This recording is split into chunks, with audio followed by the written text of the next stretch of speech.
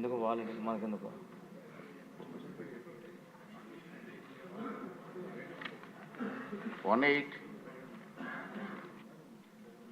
హోంశాఖ మంత్రి గారు.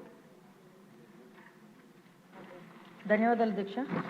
మొదటి ప్రశ్నకి అవునండి, కొన్ని శాంతి భద్రతలు బందోబస్తు డ్యూటీల్లో రేంజ్ విఆర్ పోలీస్ ఇన్స్పెక్టర్ల సేవలను వారి నెలవారీ వేతనాలు భత్యాలను చెల్లించకుండా వినియోగించబడుతున్నది.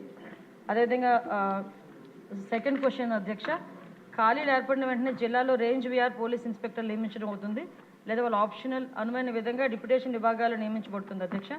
పోస్టింగ్స్ ఇచ్చిన వెంటనే వెయిటింగ్ వ్యవధిని క్రమబద్ధీకరించి వేతనాలు పొందడం అవుతుంది. కావున వెయిటింగ్ వ్యవధిలో ఇన్స్పెక్టర్లు ఇబ్బందులు ఎదుర్కొంటున్న విషయం వాస్తవమే.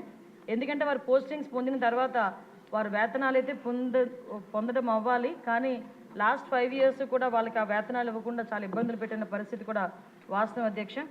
అదేవిధంగా మనకి థర్డ్ క్వశ్చన్కి అవునండి, 4 wheelers ఒక్కొక్కరికి కూడా ఒక్కొక్క నెలకి 120 లీటర్లు, 2 wheelersకి 25 లీటర్లు పెట్రోల్ అనేది ఇవ్వడం జరుగుతుంది, పెట్రోల్ డీజిల్ అనేది ఇవ్వడం జరుగుతుంది.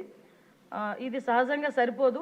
కావున శాంతి భద్రతలు డ్యూటీలు, వేపీ డ్యూటీలు వంటి క్షేత్రస్థాయి డ్యూటీలు నిర్వహించేటప్పుడు అధికారులు అనేక ఇబ్బందులు ఎదుర్కొంటున్న విషయం కూడా వాస్తవం అధ్యక్ష.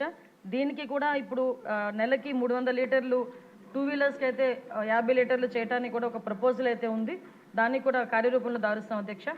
అదేవిధంగా 4వ క్వశ్చన్